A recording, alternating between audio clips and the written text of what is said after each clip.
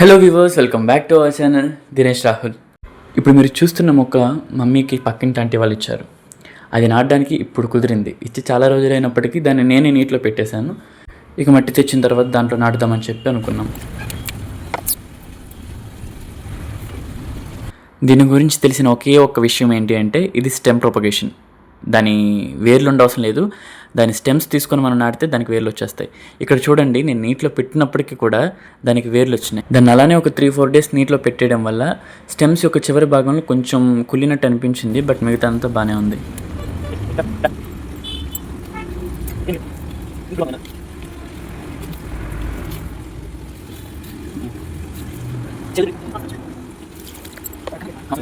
మేమైతే దీన్ని కొంచెం డెకరేటివ్గా ఉంటుందని చెప్పి పెట్టాం. బట్ దీని పేరైతే తెలియదు. మీకు ఇంకెక్కడైనా చూసినా, మీకు తెలిసినా దీని పేరేంటి అనేది కింద కామెంట్ సెక్షన్లో తెలియజేయండి.